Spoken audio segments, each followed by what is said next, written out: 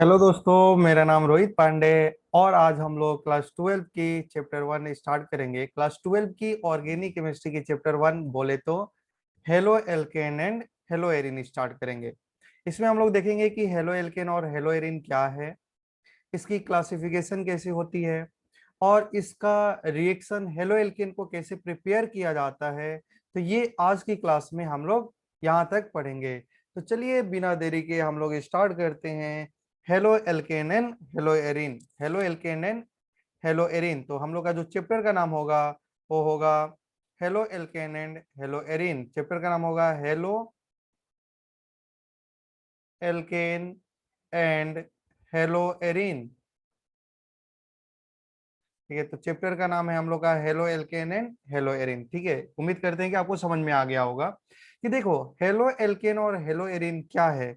Halo alkane तो आप लोग जानते ही हैं। अगर हम लोग एलिफेटिक हाइड्रोकार्बन से अगर एलिफेटिक हाइड्रोकार्बन से अगर हाइड्रोजन को रिप्लेस करते हैं बाई हेलोजन, तो उसी को बोलते हैं हम लोग हेलो एल्केन, या इसी को बोला जाता है एल्काइल हैलाइड। तो देखिए हेलो एल्केन में क्या होता है। हेलो एल्केन में क्या होता है, replacement of one hydrogen from by replacement of one atom by halogen. यहाँ में क्या होता है, replacement of one hydrogen replacement of one hydrogen one या वन से ज्यादा, replacement of one hydrogen from aliphatic aliphatic hydrocarbon bye halogen bye any halogen atom. ठीक है, यहाँ में क्या बोला जा रहा है कि हेलो एल्केन किसको बोलते हैं। अगर हम लोग एलिफेटिक हाइड्रोकार्बन से एक हाइड्रोजन को रिप्लेस करते हैं कोई भी हेलोजन से, उसी को बोलते हैं haloalkane. Replacement of one hydrogen from aliphatic hydrocarbon by any halogen atom. वो halogen atom chlorine, bromine, iodine हो सकता है। हम लोग एक हाइड्रोजन को रिप्लेस करते हैं, दो कर सकते हैं, तीन कर सकते हैं। इसका क्लासिफिकेशन हम लोग आगे देखेंगे। तो उम्मीद करते हैं कि आपको समझ में आ रहा है। तो देखिए कोई भी एलिफेटिक हाइड्रोकार्बन होता है, ठीक है, कोई भी एलिफेटिक हाइड्रोकार्बन होता है, कोई भी एल्केन से, मान लो ये एल्केन है, इसमें अगर हम लोग एक हाइड्रोजन को रिप्लेस करते हैं कोई भी हेलोजन ग्रुप से, तो यहाँ में हम लोग का जो क्या बन जाता है, एल्काइल हैलाइड। क्या बन जाता है, कौन सा ग्रुप बनता है, एल्काइल हैलाइड, या इसी को हम लोग क्या बोलते हैं, हेलो एल्केन। क्या बोलते हैं, हेलो एल्केन। समझ में आ गया होगा। तो एल्केन का जो जनरल फॉर्मूला होता है, एल्केन का जो जनरल फॉर्मूला होता है वो क्या होता है, बोलिए, CnH2n+2।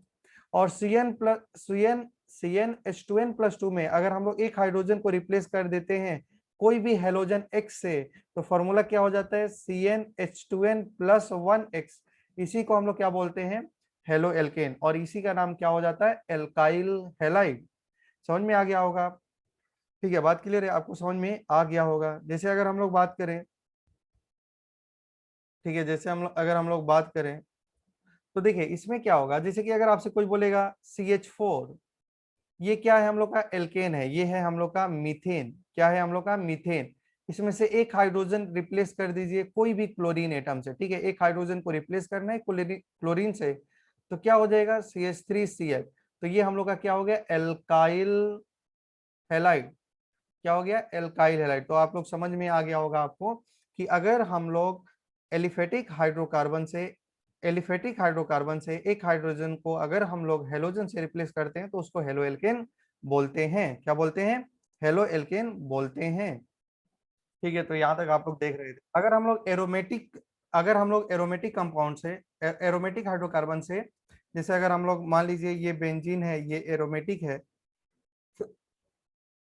यहाँ में है, तो हम लोग अगर यहाँ में हाइड्रोजन को रिप्लेस कर देते हैं कोई भी हेलोजन से X से, तो यहाँ में मान लीजिए हम लोग का जो ग्रुप बना, मान लो बेंजीन का ऊपर में क्या लग गया, X ग्रुप लग गया, तो इसी को हम लोग बोलेंगे हेलो एरीन। क्या बोलेंगे, हेलो अरीन, या इसी को हम लोग बोलते हैं एराइल हैलाइड। क्या बोलते हैं, एराइल हैलाइड। या इसी को हम लोग बोलते हैं हेलो एरिन। तो उम्मीद करते हैं कि आपको हेलो एल्केन और हेलो एरिन समझ में आ गया होगा। तो सबसे पहले हम लोग पढ़ेंगे हेलो एल्केन का बारे में। किसका बारे में पढ़ेंगे? हेलो एल्केन का बारे में पढ़ेंगे। तो देखिए हम लोग का जो हेलो एल्केन होगा, तो हेलो एल्केन का कैसे क्लासिफाई किया गया है उसका बारे में हम लोग देखेंगे। और यहाँ में ध्यान दीजिए आप लोग, अगर आपको जहां भी ऐसा लिखा है आर ग्रुप लिखा है, आर ग्रुप, तो आप लोग हमेशा समझेंगे कि ये क्या लिखा गया है, एल्काइल ग्रुप। क्या लिखा गया है? Alkyl group. एल्काइल ग्रुप का मतलब होगा CH3 methyl, C2H5 ethyl, propyl, बेंजा, ये सब समथिंग होगा ये एल्काइल ग्रुप, ठीक है ना। C3H7 होगा तो प्रोपाइल, C4H9 होगा तो ब्यूटाइल, ठीक है। अगर X ग्रुप लगा होगा तो आप लोग इसको क्या समझेंगे? हेलोजन। क्या समझेंगे आप लोग? हेलोजन समझेंगे। इसको क्या आपको समझना है? हेलोजन। हेलोजन क्या क्या हो सकता है? क्लोरीन, ब्रोमीन, आयोडीन, ये आपको दिखाई देगा फ्लोरीन, तो ये होगा हेलोजन। अगर आपको कहीं भी ऐसा लिखा है AR तो आप लोग समझेंगे ये क्या है? एराइल ग्रुप या एरोमेटिक कंपाउंड है, ये एराइल ग्रुप होगा। AR मतलब एराइल ग्रुप होगा, ठीक है, समझ में आ गया। तो ये शॉर्टकट है, मतलब ऐसा लिखा होगा तो आपको ये समझ में आना चाहिए, ठीक है। तो अब हम लोग बात करते हैं hello halogenated compound, halogenated hydrocarbon को कैसे क्लासिफाइड किया गया है, हेलो एल्केन को कैसे क्लासिफाई करना है। तो जैसे हम लोग को पढ़ना है हेलो एल्केन, क्या पढ़ना है हम लोग का अभी? क्या पढ़ना है? Halo alkane. Halo alkane. तो देखिए हेलो एल्केन में क्या होगा, देखिए आप लोग मेरे साथ में नोट करते रहेंगे ताकि आपको ज्यादा अच्छे से समझ में आ जाए। तो देखिए हेलो एल्केन में क्या बताया गया है, हेलो एल्केन में मतलब एक एल्काइल ग्रुप होगा और एक हेलोजन होगा।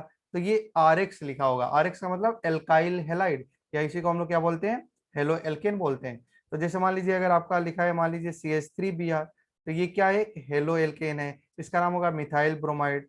C2H5Cl है तो इसका नाम हो जाएगा इथाइल क्लोराइड। तो उम्मीद करते हैं आपको समझ में आ रहा होगा। तो आइए इसका हम लोग क्लासिफिकेशन पढ़ते हैं। तो देखिए ये आप लोग का स्क्रीन पे दिखाई दे रहा है। तो ये है हाइड्रोजिनेटेड, ये क्या है? Halogenated hydrocarbon. हेलोजिनेटेड हाइड्रोकार्बन को हम लोग दो पार्ट में क्लासिफाइड किया गया है। एक है एलिफेटिक हेलोजन कंपाउंड, दूसरा है एरोमेटिक हेलोजन कंपाउंड। तो एलिफेटिक हेलोजन कंपाउंड के अकॉर्डिंग इसको दो पार्ट में क्लासिफाइड किया गया है on the basis of number of hydrogen atom, on the basis of number of halogen atom, sorry number of halogen atom, halogen atom का basis पे इसको क्लासिफाई किया गया है। और दूसरा on the basis of nature of CX bond, CX bond का nature का हिसाब से दो पार्ट में aliphatic hydrocarbon, aliphatic halogen compound को क्लासिफाइड किया गया है। तो देखिए पहला जो होता है वो होता है मोनोहेलाइड्स। क्या होता है भाई? मोनोहेलाइड्स। मोनोहेलाइड का मतलब होता है कि ऐसा हेलो एल्केन जिसमें एक हेलोजन हो, जिसमें एक हेलोजन हो, उसको हम लोग बोलते हैं मोनोहेलाइड्स। मोनो मतलब एक, हेलोजन मतलब हेलाइड, ठीक है। हेलोजन मतलब हेलाइड मतलब हेलोजन, मोनो मतलब एक, जिसमें एक हेलोजन ग्रुप होगा उसको हम लोग क्या बोलते हैं? मोनोहेलाइड। क्या बोलते हैं इसको? मोनोहेलाइड। समझ में आ गया? जैसे इसका एग्जांपल होगा, जैसे मान लीजिए लिखा है C2H5Cl, तो ये क्या होगा? मोनोहेलाइड्स। क्या होगा? मोनोहेलाइड्स, क्योंकि इसमें एक हेलोजन है तो इसका नाम हो जाएगा क्लोरो इथेन। क्या नाम हो जाएगा? क्लोरो इथेन या इथाइल क्लोराइड। समझ में आ गया? इसका नाम क्या हो जाएगा? क्लोराइड, इथाइल क्लोराइड या क्लोरो इथेन। देखिए डाई हेलाइड्स में क्या होगा? डाई हेलाइड में क्या होता है कि जिसमें दो हेलोजन ग्रुप होगा, ठीक है, जिसमें दो हेलोजन ग्रुप होगा।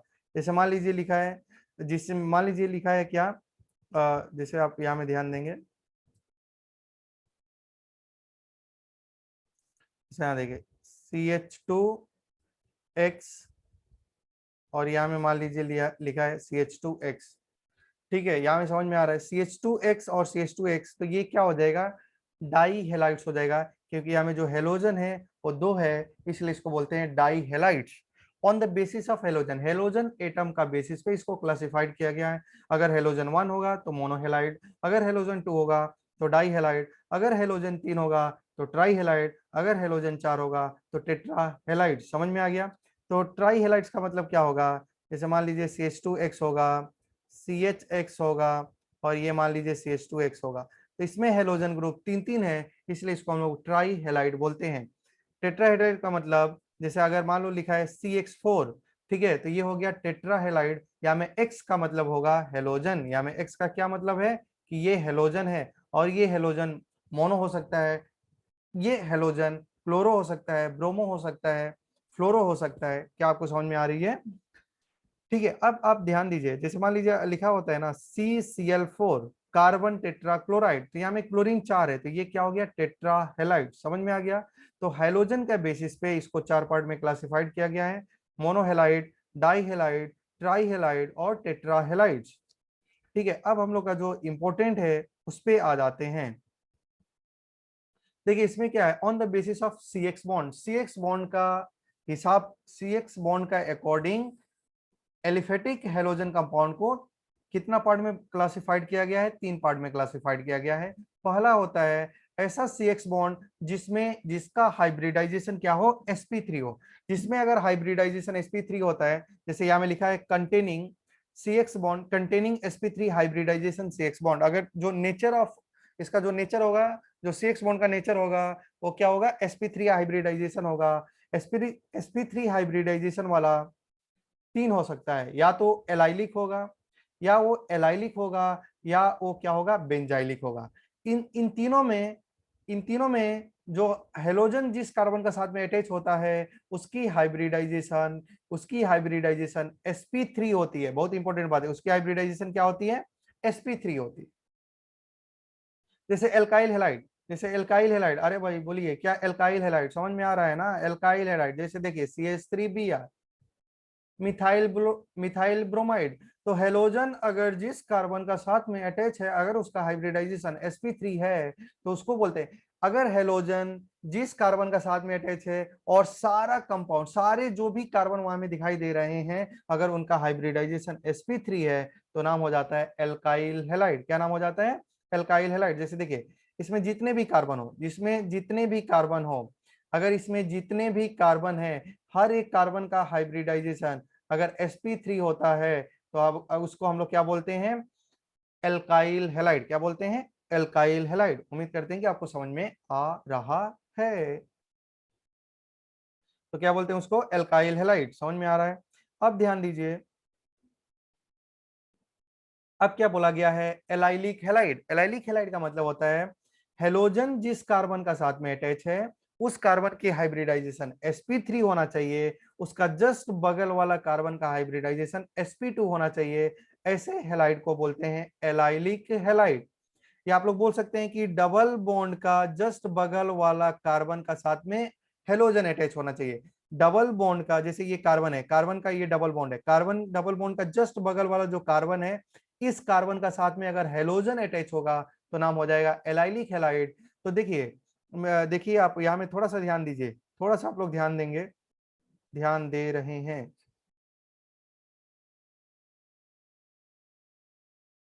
ये चला गया, ठीक है, आप ध्यान दे रहे हैं। देखिए एकदम बहुत ही इजी है।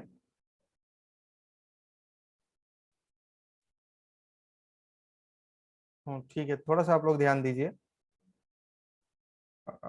पेन सेलेक्ट कर लिया जाए। हाँ ठीक है, आपको यहाँ में दिखाई दे रहा होगा। ठीक है, यहाँ में देखिए, यहाँ में अगर मान लीजिए ये इसकी बात किया जा रहा है, ये गड़बड़ हो जा रहा है। ठीक है, आप थोड़ा सा इसका ध्यान देंगे। तो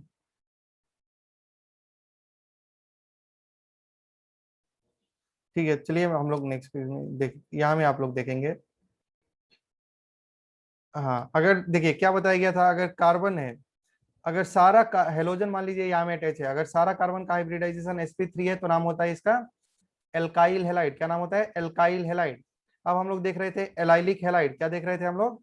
एलाइलिक हेलाइड। देखिए यहाँ में क्या देख रहे थे अगर हम लोग? Allylic halide.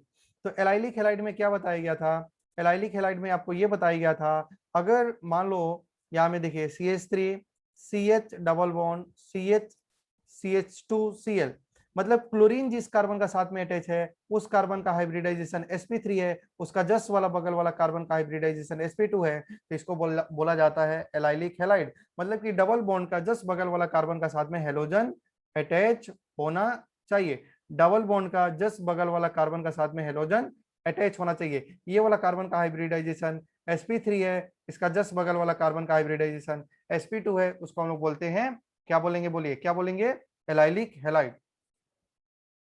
अब आता है हम लोग का बेंजाइलिक हैलाइड। बेंजाइलिक हैलाइड का मतलब होता है हेलोजन जिस कार्बन का साथ में अटैच है उसका हाइब्रिडाइजेशन sp3 होना चाहिए, उसका जस्ट बगल वाला कार्बन बेंजीन रिंग का साथ में अटैच हो, तो इसको बोलते हैं बेंजाइलिक हैलाइड। क्या उम्मीद करते हैं कि आपको समझ में आ रहा होगा। हेलोजन जिस कार्बन का साथ में अटैच है उसका हाइब्रिडाइजेशन sp3, वो जस्ट बगल वाला कार्बन जो जिस कार्बन का हाइब्रिडाइजेशन sp3 है वो डायरेक्ट बेंजीन रिंग का साथ में अटैच होना चाहिए। तो उम्मीद करते हैं कि आपको समझ में आ रहा है, क्योंकि ये काफी ज्यादा इंपॉर्टेंट है। अब हम लोग बात करेंगे एराइल हैलाइड। क्या बात करेंगे, एराइल हैलाइड। देखिए एराइल हैलाइड का मतलब होगा कि जो हेलोजन है वो डायरेक्ट बेंजीन sp2 कार्बन का साथ में अटैच होना चाहिए। अगर हेलोजन डायरेक्ट, ये वाला कार्बन का हाइब्रिडाइजेशन क्या है, sp2 है, मतलब कि अगर हेलोजन डायरेक्ट बेंजीन रिंग का साथ में अटैच होता है तो नाम हो जाता है एराइल हैलाइड। क्या नाम हो जाता है, एराइल हैलाइड। समझ में आ गया। तो एराइल हैलाइड आपको समझ में आ गया होगा। अब देखना है हम लोग को विनाइल हैलाइड। क्या देखना है, विनाइल हैलाइड। तो देखिए विनाइल हैलाइड का मतलब क्या होगा, अगर halogen direct double bonded carbon का साथ में अटैच हो, अगर हेलोजन डायरेक्ट बॉन्डेड का अगर हेलोजन देखिए एक्स का मतलब हेलोजन है, अगर वो डायरेक्ट जिस कार्बन का साथ में अटैच है वो कार्बन डायरेक्ट sp2 हाइब्रिडाइज होना चाहिए, मतलब वो डायरेक्ट डबल बॉन्डेड का साथ में अटैच होगा, तभी उसका हाइब्रिडाइजेशन sp2 आएगा। मतलब मेरा कहने का मतलब है कि ये डबल बॉन्ड है, इसी का साथ में हेलोजन अटैच होना चाहिए। समझ में आ गया। तो उसको हम लोग क्या बोलेंगे, विनाइल हैलाइड। तो उम्मीद करते हैं कि आपको समझ में आ रहा होगा। Alkyne alkynyl halide. Alkynyl halide का मतलब होता है कि जो हेलोजन है हम लोग का वो ट्रिपल बॉन्ड का साथ में अटैच होना चाहिए। देखिए ये ट्रिपल बॉन्ड है और यहाँ में हेलोजन अटैच है, तो इसको बोलते हैं एल्काइनिल हैलाइड। तो मैं एक बार आपको रिवाइज करा देता हूँ। देखिए मोनो मोनोहेलाइड, ये तो समझ में आ गया। sp3 हाइब्रिडाइजेशन का हिसाब से कितने टाइप के हेलाइड होते हैं, तीन, alkyl, allylic, benzylic. Alkyl halide का मतलब होता है कि हेलोजन जिस कार्बन का साथ में अटैच है वो सारे कार्बन sp3 हाइब्रिडाइज होना चाहिए। दूसरा एलाइलिक हेलाइड का मतलब होता है कि हेलोजन जिस कार्बन का साथ में अटैच है उस कार्बन का हाइब्रिडाइजेशन sp3 होना चाहिए, उसका जस्ट बगल वाला कार्बन का हाइब्रिडाइजेशन sp2 होना चाहिए। बेंजाइलिक हैलाइड का मतलब होता है कि हेलोजन जिस कार्बन का साथ में अटैच है वो sp3 होना चाहिए, वो कार्बन डायरेक्ट बेंजीन रिंग का साथ में अटैच होना चाहिए। अब हम लोग देखेंगे aryl halide. Halogen direct sp2 का साथ में अटैच होना चाहिए, मतलब कि हेलोजन जिस कार्बन का साथ में अटैच है, अगर बेंजीन रिंग का साथ में डायरेक्ट हाइड्रो हेलोजन अटैच है तो नाम हो जाता है एराइल हैलाइड। अगर halogen direct double bonded carbon का साथ में अटैच है तो उसको हम लोग बोलते हैं विनाइलिक हैलाइड। अगर हेलोजन ट्रिपल बॉन्ड का साथ में अटैच है तो उसको हम लोग बोलते हैं एल्काइनिल हैलाइड। तो उम्मीद करते हैं कि आपको समझ में आ गया होगा। अब हम लोग को पढ़ना है methods for preparation of alkyl halide. ठीक है, ये हम लोग का काफी ज्यादा इंपॉर्टेंट है, यही सबसे ज्यादा इंपॉर्टेंट है। तो हम लोग को पढ़ना है मेथड्स ऑफ प्रिपरेशन। ठीक है, हम लोग को क्या पढ़ना है, मेथड्स ऑफ प्रिपरेशन। तो मेथड्स ऑफ प्रिपरेशन हम लोग को सबसे पहले पढ़ना है फ्रॉम एल्कोहल से। किससे पढ़ना है, फ्रॉम एल्कोहल से। तो ठीक है, अब लिख लेंगे, यहाँ में हम लोग लिख लेंगे फ्रॉम एल्कोहल। तो हम लोग का पहला जो होगा वो कहाँ से होगा, फ्रॉम एल्कोहल से होगा, फ्रॉम एल्कोहल से। हम लोग का कहाँ से पहले हम लोग पढ़ेंगे, फ्रॉम एल्कोहल से।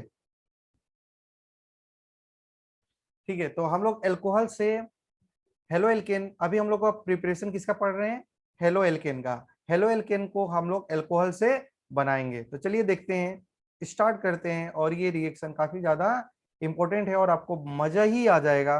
तो पहला जो हम लोग का होगा वो होगा, पहला ये हम लोग का किससे पढ़ रहे हैं, एल्कोहल से। इसमें जो पहला होगा वो होगा reaction with HX, reaction with क्या होगा, HX का साथ में रिएक्शन कराना है। तो रिएक्शन विथ HX, देखिए HX का साथ में रिएक्शन कराने से क्या होगा। तो यहाँ में जो होता है वो डायरेक्ट मेथड नहीं है कि आप ऐसा ऐसा करिए तो ये प्रोडक्ट बन जाएगा। तो यहाँ में नो डायरेक्ट मेथड, यहाँ में कोई भी डायरेक्ट मेथड नहीं होता है। तो यहाँ में नो, इसका प्रोडक्ट लिखने का डायरेक्ट मेथड नहीं है, तो आप लिख सकते हैं इसका नो डायरेक्ट मेथड। ठीक है, आपको 2-3 स्टेप को फॉलो करना पड़ेगा तो आप इसका प्रोडक्ट लिख सकते हैं। तो यहाँ में सबसे पहले क्या होगा कि आपका पास में होगा एल्कोहल, एल्कोहल, और एल्कोहल की हम लोग क्या करा देते हैं, रिएक्शन करा देते हैं। एल्कोहल की हम लोग क्या करा देते हैं, रिएक्शन करा देते हैं। तो एल्कोहल की हम लोग क्या करते हैं, रिएक्शन कराते हैं। किसका साथ में रिएक्शन कराते हैं, HX का साथ में। किसका साथ में रिएक्शन कराते हैं, HX का साथ में। तो देखिए क्या प्रोडक्ट बनता है। तो यहाँ में देखिए HX को हम लोग क्या ऐसे लिख सकते हैं क्या, HX, नहीं हम लोग इसको ऐसे भी तो लिख सकते हैं। आप इसको थोड़ा सा ध्यान दीजिए, क्या हम लोग इसको लिख सकते हैं क्या, H+X- लिख सकते हैं। और आपको मालूम है कि अल्कोहल का पास में क्या है, लोन पेयर है, तो ये लोन पेयर देना चाहेगा, क्या करेगा, लोन पेयर देना चाहेगा। तो प्रोटोनेशन, पहला स्टेप में क्या हो रहा है, प्रोटोनेशन हो जाएगा। तो जिसका वजह से ये क्या होगा, R जो इलेक्ट्रॉन पेयर देता है वो लुईस बेस होता है, आपको मालूम है। तो ये क्या हो जाएगा, अल्कोहल पे पॉजिटिव चार्ज आ गया। तो देखिए अल्कोहल पे पॉजिटिव चार्ज हो गया, ऑक्सीजन काफी ज्यादा, अल्कोहल मतलब O पे पॉजिटिव चार्ज हो गया, और आपको मालूम है ऑक्सीजन काफी ज्यादा इलेक्ट्रोनेगेटिव है। तो more electronegative element positive charge को बर्दाश्त ही नहीं कर पाएगा। वो क्या करेगा, ये अल्काइल ग्रुप का इलेक्ट्रॉन को अपने तरफ में खींच लेगा, जिसका वजह से हम लोग का जो प्रोडक्ट बनेगा वो R+ बनेगा। और यहाँ से पानी निकल गया, देखिए पानी निकल गया यहाँ से। तो यहाँ में क्या बना हम लोग का, कार्बोकेटाइन बना। क्या बना, R+ का मतलब कार्बोकेटाइन। यहाँ में अगर रीअरेंजमेंट पॉसिबल होगा तो रीअरेंजमेंट हो सकता है, अगर रीअरेंजमेंट पॉसिबल है तो रीअरेंजमेंट हो सकता है। तो आप लिख सकते हैं यहाँ में रीअरेंजमेंट, रीअरेंजमेंट पॉसिबल होगा। अगर रीअरेंजमेंट हो सकता है, अगर इसमें रीअरेंजमेंट पॉसिबल हो तो। उसके बाद देखिए यहाँ में कार्बोकेटाइन बन गया, तो अब क्या आएगा, इसका पास हेलोजन आएगा। हेलोजन आएगा और एक प्लस है एक माइनस है, तो दोनों का बीच में क्या होगी, पहली मुलाकात होगी। तो ये प्रोडक्ट बनेगा RX। क्या बनेगा, RX। तो उम्मीद करते हैं कि आपको समझ में आ रहा है। तो ये इसका मैकेनिज्म है कि इसमें हम लोग डायरेक्ट प्रोडक्ट नहीं बनाना है। अगर आप लोग सोच रहे होंगे एल्कोहल है तो ROH कर दीजिए और HX कर दीजिए, HX कर दीजिए, पानी निकाल दीजिए, प्रोडक्ट तो क्या ही बन रहा है, RX। तो ये गलत कर सकते हैं आप। बहुत सारा क्वेश्चन जो नीट और जेई में आएगा तो इसमें आप लोग गलत कर सकते हैं। तो इसमें हम लोग को देखना होता है कि प्रोडक्ट कौन बनेगा, तो उसको हम क्वेश्चन से प्रैक्टिस करते हैं। समझ में आ गया। तो ये हमेशा वैलिड नहीं होता, इसमें डायरेक्ट प्रोडक्ट लिखना नहीं सीखना है। नो डायरेक्ट मेथड होगा इसमें। सबसे पहले ऑक्सीजन, जो एल्कोहल का ऑक्सीजन है वो लोन पेयर क्या करता है, ऑक्सीजन का जो लोन पेयर है वो H+ को अटैक करता है, जिसका वजह से ऑक्सीजन पे पॉजिटिव चार्ज आता है और वो काफी ज्यादा अनस्टेबल हो जाता है, तो इलेक्ट्रॉन को खींचता है, तो कार्बोकेटाइन बनता है। अगर इसमें रीअरेंजमेंट पॉसिबल है तो रीअरेंजमेंट होगा और पानी निकल जाएगा। तो ये हम लोग का स्टेप है। तो आइए हम लोग कुछ क्वेश्चन देखते हैं, हम लोग थोड़ा सा कुछ क्वेश्चन देखते हैं। तो देखिए अगर आपसे कोई बोलेगा, जैसे आप देखिए एग्जाम्पल, एग्जाम्पल हम लोग का मान लीजिए ऐसा एग्जाम्पल है। ठीक है, ठीक है, अगर आपको कोई एक एग्जाम्पल दिया जाए, ठीक है, और आप यहाँ में क्या हम लोग का OH है, और आपको इसका रिएक्शन कराना है किसका साथ में, HX का साथ में। किसका साथ में कराना है, HX का साथ में। तो आप मैं जैसे बताया वैसा करिए तो हमेशा गलत नहीं होगा। समझ में आ रहा है। आप लोग सोच रहे होंगे वाटर, कोई सोच रहा होगा H2O निकाल दीजिए प्रोडक्ट बन जाएगा, तो गलत हो जाएगा। सबसे पहला स्टेप क्या बताया गया था, इसका पास लोन पेयर है और इस पे क्या होता है, पॉजिटिव चार्ज होगा और इस पे निगेटिव होगा। तो ये दोनों पॉजिटिव इस पे अटैक करेगा। तो पहला स्टेप में क्या ही बनेगा, देखिए पहला स्टेप में जो बताया गया था वही बनेगा। ठीक है, तो यहाँ में क्या हो गया, ये लोन पेयर को देगा, तो ये क्या हो गया, OH2+ हो गया, यहाँ में हो गया। और आपको मालूम है कि यहाँ से ये इलेक्ट्रॉन को खींच लेगा, तो इलेक्ट्रॉन को खींचेगा, तो इलेक्ट्रॉन को खींचेगा तो इसमें हम लोग का क्या ही आ जाएगा, पॉजिटिव चार्ज आ गया। इस पे क्या हो गया, पॉजिटिव चार्ज और पानी निकल गया। तो ये यहाँ में देखिए क्या रीअरेंजमेंट पॉसिबल है क्या, तो यहाँ में कार्बोकेटाइन जो बन रहा है वो केवल एक ही कार्बन का साथ में अटैच है, तो 1 डिग्री कार्बोकेटाइन बनेगा। तो यहाँ से आपको क्या, यहाँ में मान लीजिए हाइड्रोजन तो होगा ही होगा, तो आपको क्या कराना पड़ेगा, रीअरेंजमेंट कराना पड़ेगा। तो आपको बताया गया था कि हाइड्रोकार्बन में रीअरेंजमेंट कैसे कराते हैं। तो हाइड्राइड शिफ्ट होगी, क्या होगी, H माइनस की शिफ्टिंग होगी, H माइनस की क्या होगी, शिफ्टिंग होगी। तो यहाँ से H माइनस जाएगा, यहाँ में चला जाएगा, तो पॉजिटिव चार्ज यहाँ में आ जाएगा। तो देखिए आपका जो प्रोडक्ट होगा वो क्या होगा, अब यहाँ में पॉजिटिव चार्ज आ गया, और जैसे ही यहाँ में पॉजिटिव चार्ज आएगा, हेलोजन उसी समय से इंतजार ही कर रहा था कि कार्बोकेटाइन कब बनेगा, तो ये हेलोजन जाके इस पे क्या कर देगा, अटैक कर देगा। समझ में आ रहा है। तो ये हम लोग का क्या होगा, प्रोडक्ट बनेगा। तो यहाँ में हो गया हेलोजन। तो क्या आप लोग समझ रहे हैं, क्या आप समझ रहे हैं इसका प्रोडक्ट कैसे बना। देखिए ये है इसका, ठीक है, ये और ये। तो यहाँ में हम लोग का क्या हुआ, हेलोजन अटैक किया। तो कोई क्या करेगा, कोई अगर इसका मैकेनिज्म नहीं समझेगा तो क्या करेगा, H2O को निकाल के हेलोजन यहाँ में, हेलोजन को यहाँ में अटैच करा देगा, तो वो गलत हो जाएगा। तो इसलिए इसका मैकेनिज्म जानना जरूरी है। तो उम्मीद करते हैं कि आपको समझ में आ गया। तो ये फाइनल प्रोडक्ट हम लोग का ये है, फाइनल प्रोडक्ट ये है। चलिए, तो इसमें हम और आगे बात करते हैं, एक और एग्जांपल ले लेते हैं। तो इसमें देखिए, इसमें क्या भी हो सकता है, रिंग साइकिलाइजेशन, साइकिलाइजेशन भी पॉसिबल होता है। ठीक है ना। तो आइए आगे हम लोग बात करते हैं। जैसे बात करते हैं, जैसे मान लो ये एक एग्जांपल है, OH है, और इसमें हम लोग का क्या कराना है, इसकी रिएक्शन कराना है हम लोग को किसके साथ में, HCl का साथ में कराना है। तो HCl का साथ में कराएंगे तो सबसे पहले क्या है, इस पे लोन पेयर है, इसका पास क्या है, लोन पेयर है, और इस पे क्या है, पॉजिटिव निगेटिव। तो ये लोन पेयर इस पे अटैक करेगा। तो अटैक करेगा तो बताइए क्या प्रोडक्ट बना, क्या प्रोडक्ट बना। तो यहाँ में क्या हो जाएगा, OH2 प्लस हो जाएगा। क्या हो गया, OH2 प्लस, क्या हो जाएगा, OH2 प्लस हो जाएगा। ठीक है, OH2 प्लस हो जाएगा। और OH2 प्लस जैसे ही हुआ, ये क्या करेगा, इलेक्ट्रॉन को अपने तरफ खींच लेगा। तो हम लोग का ये प्रोडक्ट बना। ठीक है, ये हम लोग का प्रोडक्ट बना, पॉजिटिव चार्ज यहाँ में आ गया। तो देखिए साइक साइक इसमें देखिए रिंग एक्सपेंशन होगा, रिंग एक्सपेंशन होगा। कोई बोल रहा होगा कि यहाँ में कार्बोकेटाइन है, यहाँ में कार्बोकेटाइन ला दीजिए। तो यहाँ में देखिए कितना मेंबर का रिंग है, एक दो, कितना मेंबर का रिंग है, कितना मेंबर का रिंग है हम लोग का, 5 मेंबर का रिंग है। तो यहाँ में देखिए जिससे पॉजिटिव चार्ज अटैच है, उस कार्बन को हम लोग बोल देंगे 1, और इसका बगल वाला कार्बन को बोल देंगे 2। तो साइकिलाइजेशन में, रिंग एक्सपेंशन में क्या होता है कि जो पॉजिटिव चार्ज होगा, आप उसको 2 का दे दीजिए, किसको दे दीजिए, 2 को दे दीजिए, और 1 पे क्या आ जाएगा, पॉजिटिव चार्ज। तो देखिए जिसका वजह से हम लोग का क्या बनेगा, ये तो कुछ ऐसा ही रहेगा, ये हम लोग का कुछ ऐसा ही रहेगा। ठीक है, और यहाँ में पॉजिटिव चार्ज आ गया। समझ में आ रहा है। तो अब देखिए ये कितना मेंबर का रिंग हो गया, अब ये कितना मेंबर का रिंग हो गया, 6 मेंबर का रिंग हो गया। ठीक है, ये कितना मेंबर का रिंग हो गया, 6 मेंबर का रिंग हो गया। तो ये काफी ज्यादा स्टेबल होगा। तो ये हम लोग का देखिए कैसा हो गया, 6 मेंबर का रिंग हो गया। पहले कितना मेंबर का रिंग था, 5, अब कितना मेंबर का रिंग हो गया, 6 मेंबर का। ये काफी ज्यादा स्टेबल है। अब इस पे हेलोजन इसका इंतजार कर ही रहा है। तो ये बन गया क्लोरो, क्या हो गया, साइक्लोक्लोरोहेक्सेन, क्लोरोसाइक्लोहेक्सेन ना, ये क्लोरो हो गया, और इसका नाम क्या हो जाएगा, साइक्लोहेक्सेन। 1 क्लोरोसाइक्लोहेक्सेन आप लोग लिख सकते हैं, 1 क्लोरोसाइक्लोहेक्सेन। तो ये उम्मीद करते हैं कि आपको समझ में आ गया। तो इसकी कुछ इंपॉर्टेंट पॉइंट है, इसकी कुछ इंपॉर्टेंट जानकारियां हैं जो आपको जानकारियां लेना है, तो आप नोट करके लिखेंगे। तो ये पहला स्टेप है कि इसमें हम लोग क्या करते हैं, किसका फॉर्मेशन हो रहा है, देखो कार्बोकेटाइन का फॉर्मेशन हो रहा है। पहला किसका फॉर्मेशन हो रहा है, कार्बोकेटाइन का फॉर्मेशन हो रहा है, कार्बोकेटाइन का क्या हो रहा है, फॉर्मेशन हो रहा है पहला स्टेप में। और देखिए दूसरा स्टेप में क्या हो रहा है, रीअरेंजमेंट, अगर पॉसिबल है, रीअरेंजमेंट पॉसिबल है तो रीअरेंजमेंट कराना है, रीअरेंजमेंट इफ पॉसिबल। अगर रीअरेंजमेंट पॉसिबल है तो आप रीअरेंजमेंट को कराएंगे। हाइड्राइड शिफ्ट, मिथाइल शिफ्ट और फिनाइल शिफ्ट, ऐसा आप लोग पढ़े थे। ठीक है, मैंने आपको पढ़ाया था।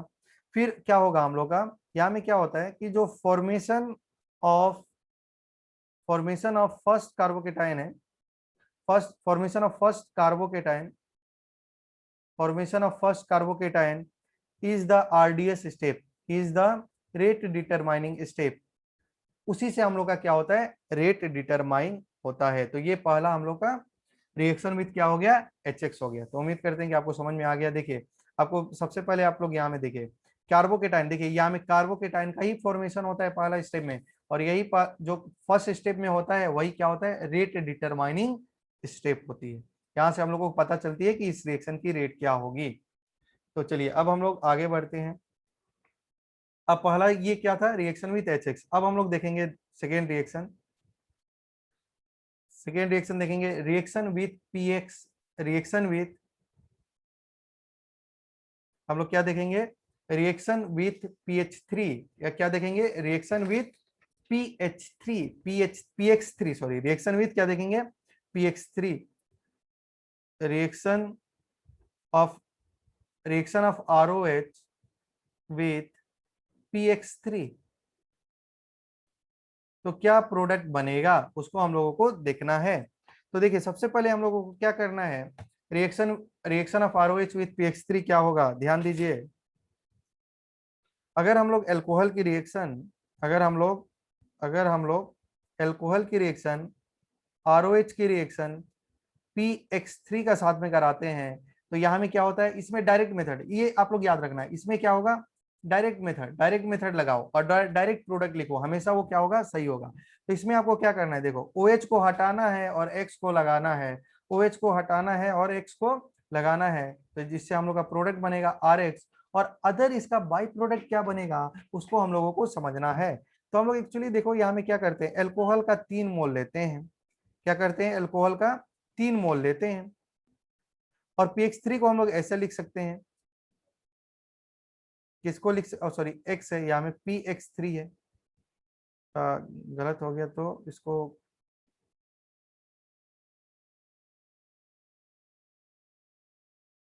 ठीक है थोड़ा सा यहाँ में ध्यान देंगे, हाँ इरेजर, ठीक है। PX3 को हम लोग कैसे लिख देंगे, PXX, और ये हो गया PX3। तो देखिए यहाँ में क्या हो जाएगा, तो हम लोग का देखिए यहाँ में जो प्रोडक्ट बनेगा वो क्या होगा, यहाँ में देखिए ये आपको ये वाला दिखाई दे रहा है, ये आपस में कंबाइन कर देगा तो क्या बनाएगा, H3PO3, क्या बना देगा, H3PO, तो ये हम लोग का प्रोडक्ट होगा, ठीक है ना, समझ में आ रही है। तो देखिए सबसे पहले क्या करना है कि अगर एल्कोहल की रिएक्शन PX3 का साथ में कराते हैं तो प्रोडक्ट क्या बनेगा, डायरेक्ट मेथड, डायरेक्ट प्रोसेस से लिखना है, डायरेक्ट OH का जगह में X को लगा दीजिए, डायरेक्ट प्रोडक्ट हो गया। जैसे आपसे बोलेगा, जैसे आपसे बोलेगा CH3CH2OH की रिएक्शन PCl3 का साथ में कराइए, तो प्रोडक्ट क्या बनेगा, आपको क्या बताया गया, OH का जगह में Cl को ला दो, तो हम लोग का जो प्रोडक्ट बनेगा वो बनेगा CH3CH2Cl, प्लस साथ में क्या बनेगा, H3PO3, क्या बनेगा, H3PO3। तो उम्मीद करते हैं कि आपको समझ में आ रहा है। आइए नेक्स्ट क्वेश्चन को देखते हैं हम लोग। नेक्स्ट क्वेश्चन है,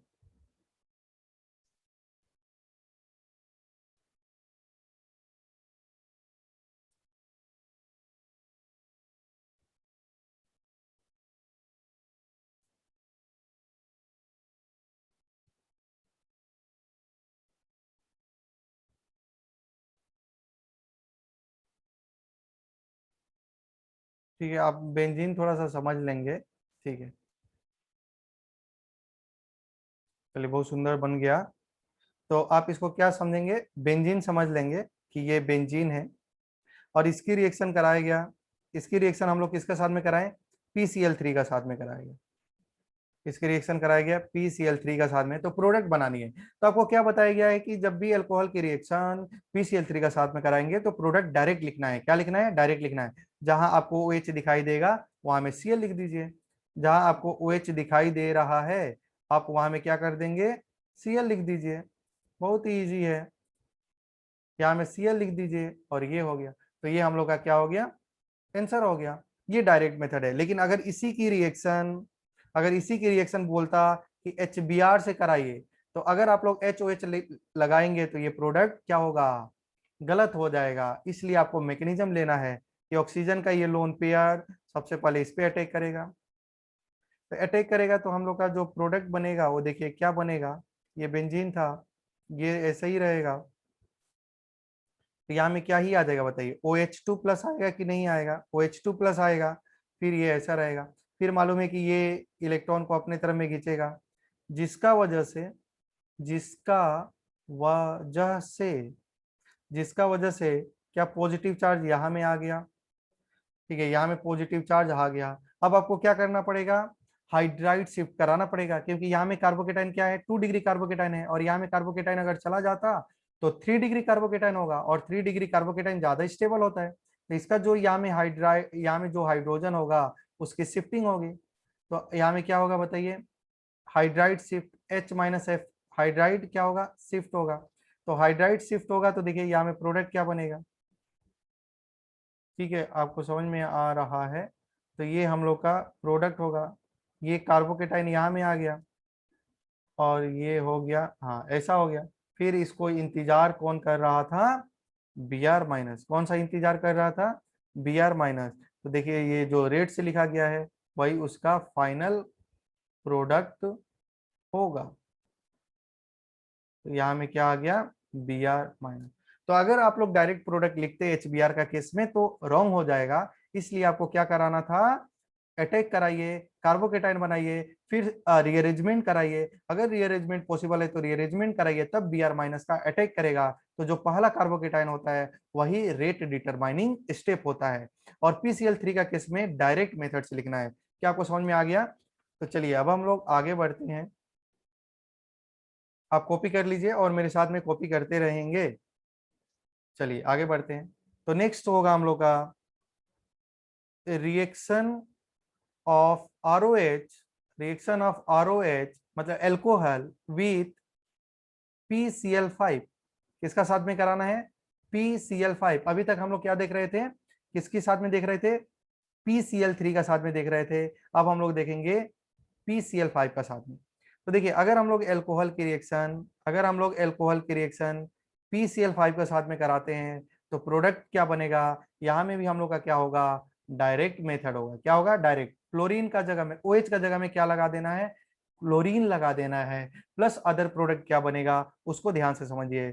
क्या आप लोग बताइए, एल्कोहल को याद करने का तरीका क्या, आप एल्कोहल को ऐसे लिख सकते हैं, बिल्कुल लिख सकते हैं। PCl5 को आप ऐसे लिखिए, PCl5 को आप ऐसे लिखिए, क्या ऐसे लिख सकते हैं, बिल्कुल लिख सकते हैं। P 3 क्लोरीन और ये हमें, तो देखिए ये एक बार R और Cl से मुलाकात होगी तो RCl बनाएगा। क्या H और Cl से भी मुलाकात होगी तो बनाएगा HCl, और साथ में क्या ही बनाएगा, POCl3। तो ये हम लोग का प्रोडक्ट होगा। क्या होगा, प्रोडक्ट होगा। तो अगर हम लोग एल्कोहल की रिएक्शन PCl5 का साथ में कराते हैं तो प्रोडक्ट RCl बनता है, HCl बनता है, POCl3 बनता है। क्या बनता है, POCl3 बनता है। यहाँ में ध्यान दीजिए, यहाँ में नो अरेंजमेंट होता है, नो रीअरेंजमेंट होता है। अरेंजमेंट नहीं ना, अरेंजमेंट नहीं, नो रीअरेंजमेंट, नो रीअरेंजमेंट होता है। इसमें रीअरेंजमेंट नहीं होता है, काफी ज्यादा इंपॉर्टेंट है, आप लोग ध्यान देंगे। तो उम्मीद करते हैं कि आप ध्यान दे रहे हैं। आइए इसका कुछ क्वेश्चन करते हैं। क्वेश्चन क्वेश्चन में ही मजा है, ठीक है ना, क्वेश्चन में ही मजा है। देखिए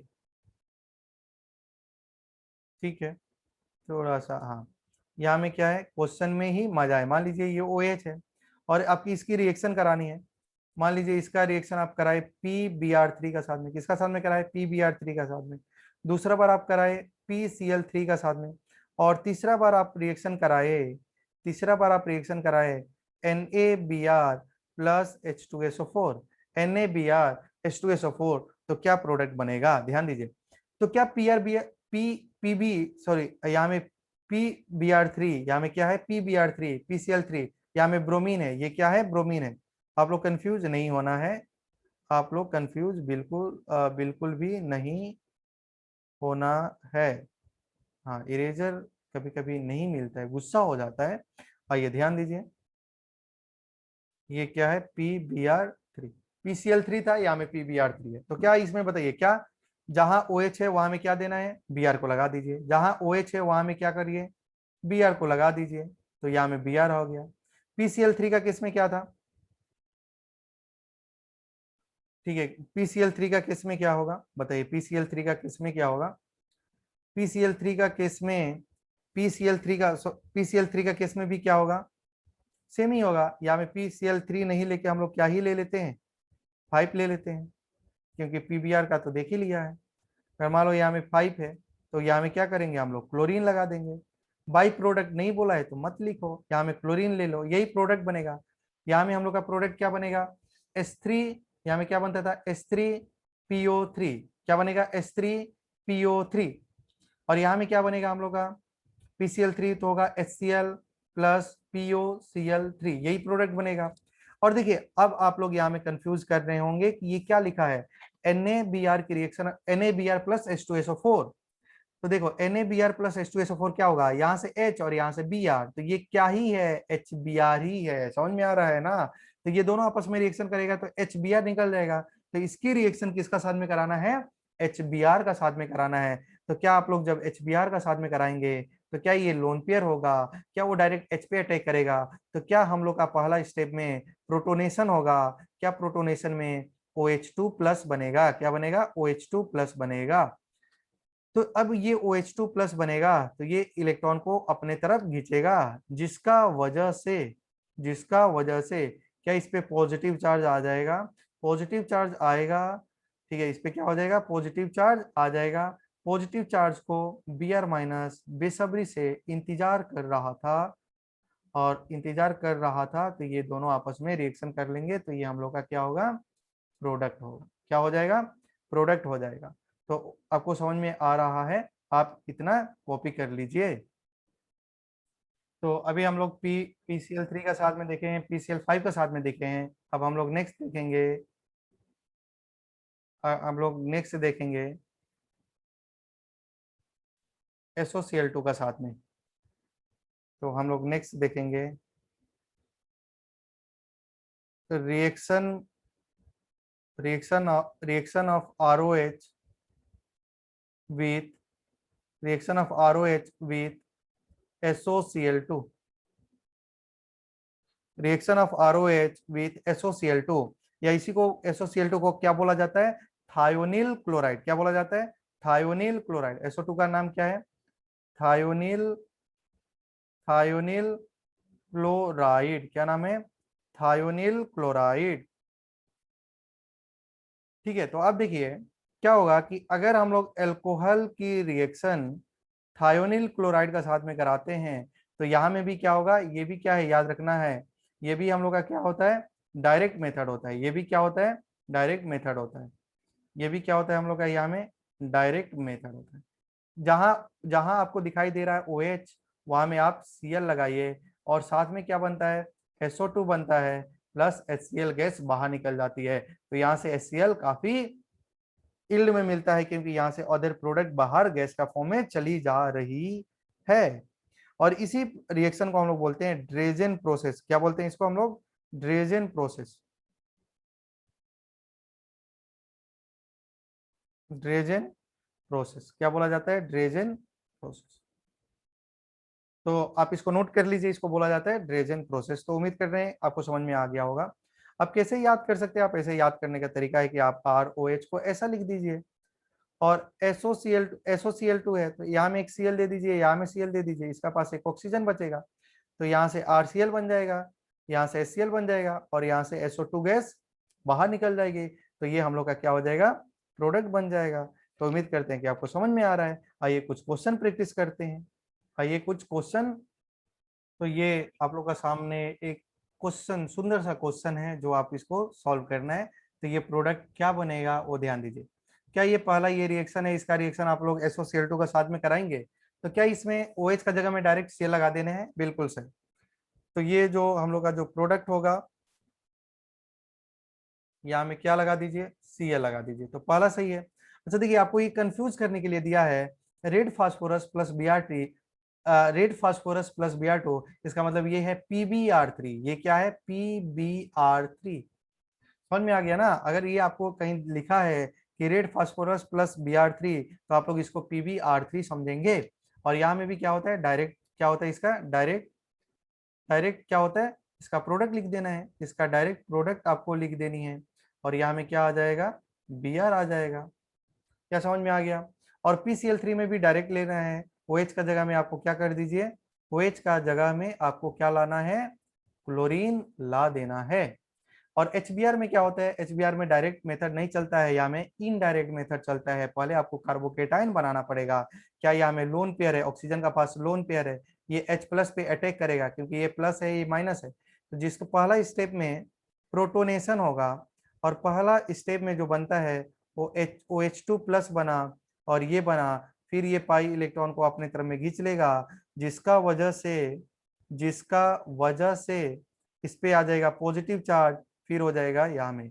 तो अब बताइए क्या ये जो कार्बोकेटाइन बना, क्या यहाँ में हाइड्रोजन तो है ही, क्या यहाँ में हाइड्रोजन है ही, क्या यहाँ में शिफ्टिंग होगा, क्या यहाँ में शिफ्टिंग होगा क्या?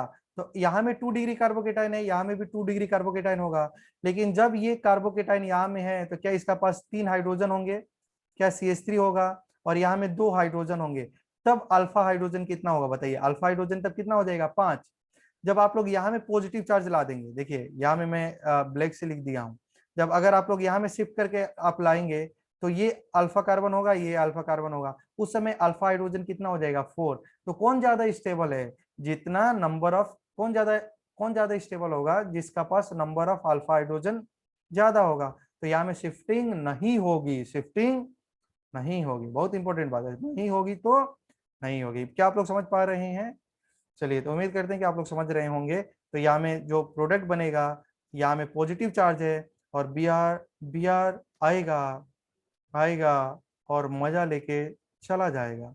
ठीक है, तो यहाँ में क्या आ जाएगा, ब्रोमीन हो जाएगा। तो यही क्वेश्चन थी और मैं उम्मीद करता हूँ कि आपको समझ में आ रहा है। चलिए आगे बढ़ते हैं। अब हम लोग का जो नेक्स्ट है वो है हेलोजिनेशन। ये काफी ज्यादा इंपॉर्टेंट है और ये आप लोग हाइड्रोकार्बन में भी पढ़े हैं क्लास 11 में। फूल रहे हैं वो बात अलग है। तो चलिए हम लोग पढ़ रहे हैं हाइड्रोजिनेशन नहीं, हेलोजिनेशन। क्या पढ़ रहे हैं, हेलोजिनेशन। हम लोग क्या पढ़ रहे हैं, हेलोजिनेशन। क्या पढ़ रहे हैं, हेलोजिनेशन। ठीक है, हम लोग हेलोजिनेशन का बारे में पढ़ रहे हैं। ठीक, तो आप हेलोजिनेशन को देखेंगे अच्छा से।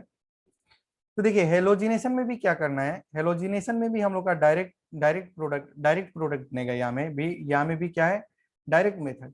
अब डायरेक्ट मेथड से प्रोडक्ट बना सकेंगे। तो यहाँ में क्या होगा, हेलोजिनेशन में क्या होगा, RX होगा। RX की रिएक्शन आपको कराना पड़ेगा X2 का साथ में इन प्रेजेंस ऑफ सनलाइट।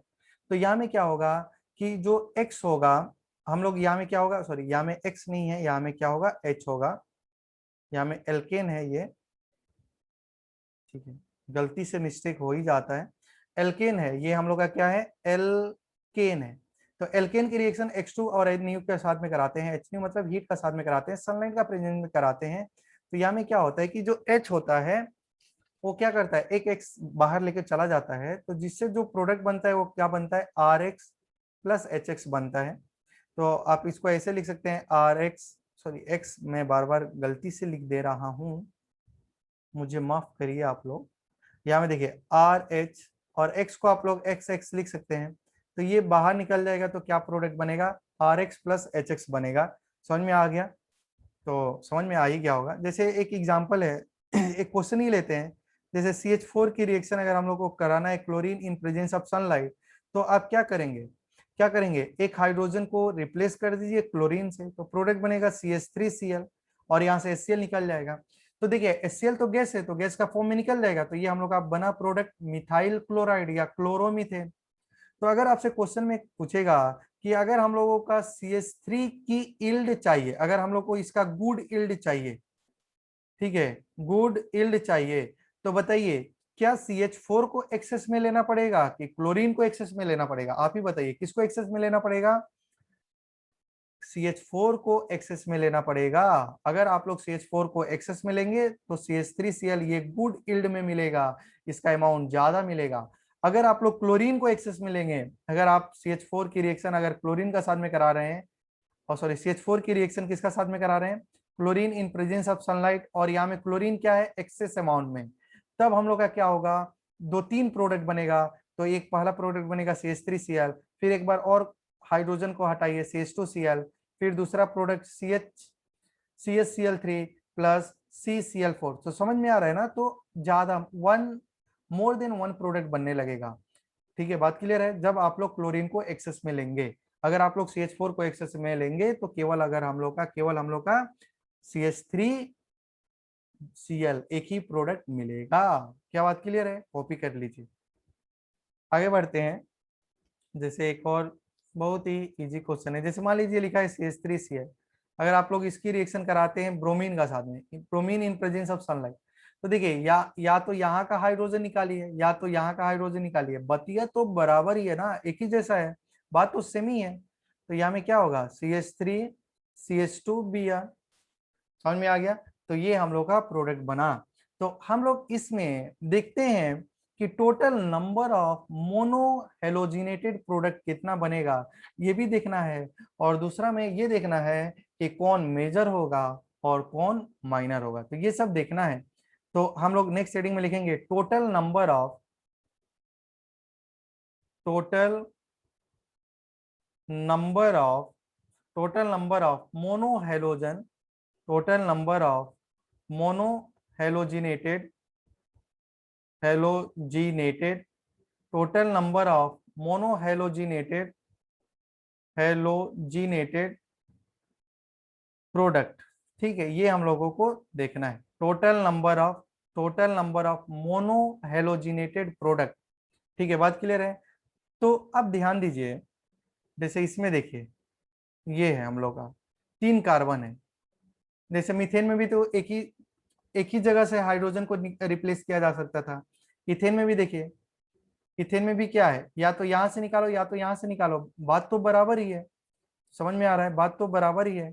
तो यहाँ में क्या होगा, अब हम लोग प्रोपेन को देखते हैं। किसको देखते हैं? प्रोपेन को।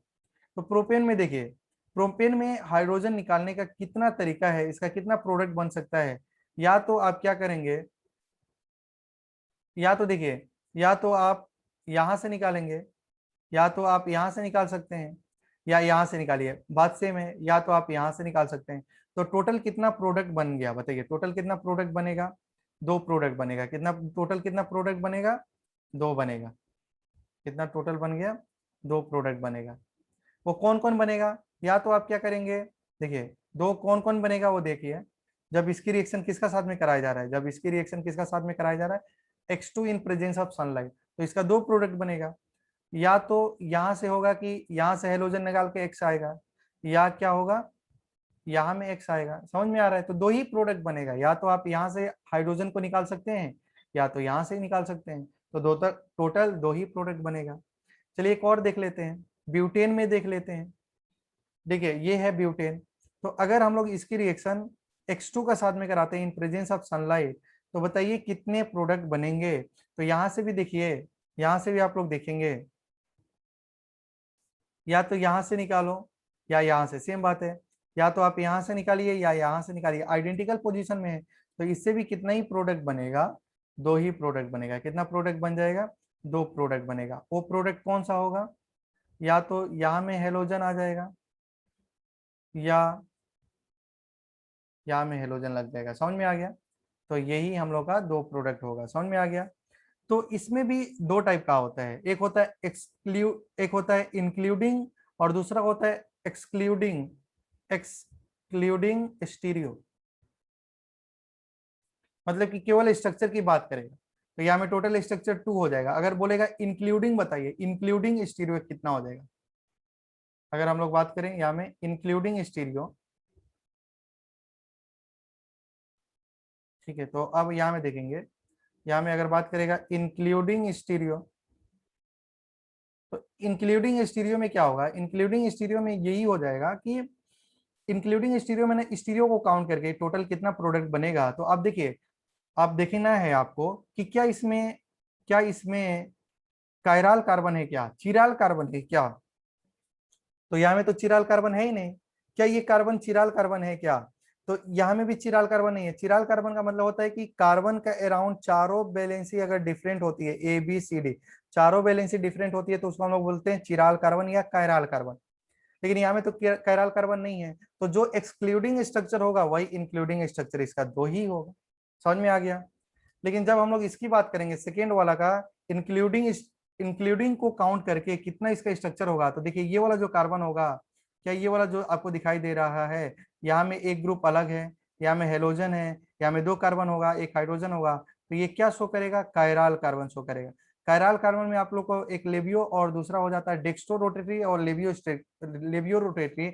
इसका वजह से यहाँ में कितना प्रोडक्ट मिल जाएगा, 2, और इसका वजह से 1, तो टोटल इंक्लूड करेंगे तो टोटल कितना हो जाएगा, 3। तो उम्मीद करते हैं कि आपको समझ में आ रहा है, आप कॉपी कर लीजिए। ठीक है, तो अब हम लोग को देखना है how to find major product. अब हम लोग को पता होगा कि मेजर प्रोडक्ट को कैसे फाइंड करनी है, इसका बारे में हम लोगों को देखना है। तो चलिए हम लोग आगे बात करते हैं। ठीक है, how to find major product.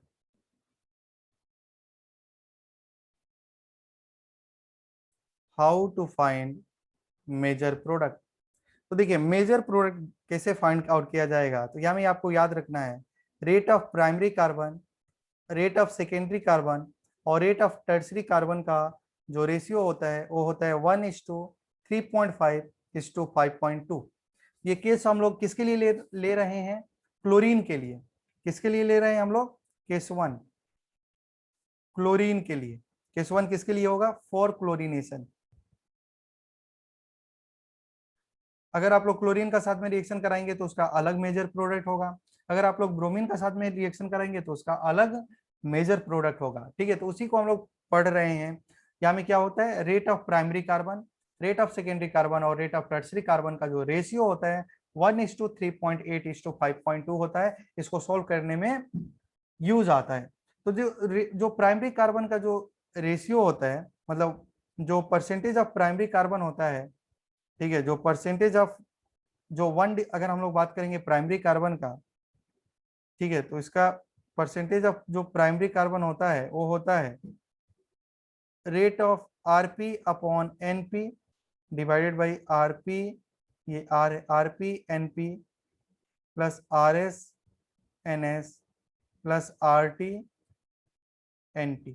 तो ये आपका फॉर्मूला है जिससे हम लोग को निकालना है कि कौन मेजर होगा और कौन माइनर होगा। ठीक है, उम्मीद करते हैं कि बच्चे आप लोग समझ में आ रहा होगा और बोरिंग नहीं हो रही होगी आप लोगों को।